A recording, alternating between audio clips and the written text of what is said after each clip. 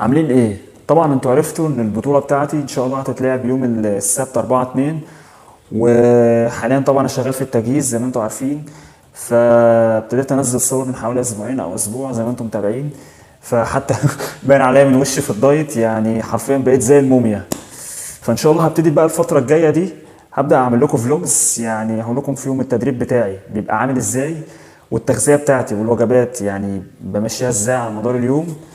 فده هيجيبني بقى لكام نقطة يعني هتكلم فيهم في الفيديو ده سريعا كده. انا في مبدئيا كده انا اصلا كنت يعني لعبت بطولة قبل كده في تقييم كوس سكواد 2019. طبعا دي انا كنت ماشي فيها لوحدي، ما كانش معايا مدرب. يعني كنت مثلا في التغذية اسأل ده امشي قد ايه، امشي كذا كذا كذا. ما كنتش عارف ده على الميزان ولا ده في الحسبة. فطبعا كنت ساعتها بعدها حسيت ان انا يعني تعبان شويه، طبعا ادائي مش قوي. حسيت ان حجمي قل، فقلت ده طبيعي عشان التنشيف وكده. ف كنت طبعا ساعتها ما كنتش عارف حتى اسلوب التدريب يبقى عامل ازاي، الشده عامله ازاي.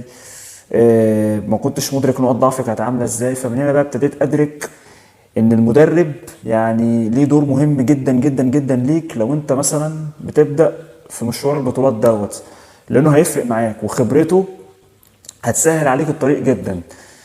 فانا حاليا بقى في التجهيزه دي ابتديت يعني اتعلم من الموضوع ده.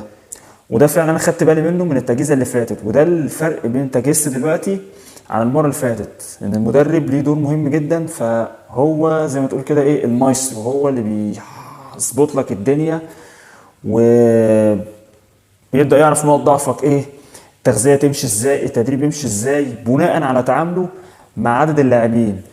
واللي ماسكني دلوقتي الحمد لله في التجهيزه دي هو حد يعني عزيز عليا جدا، ويعتبر اكتر من اخ.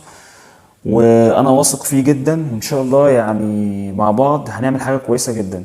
ده كان فيديو كده يعني لذيذ، ويا رب يكون كان خفيف عليكم، ودعواتكم لينا ان شاء الله.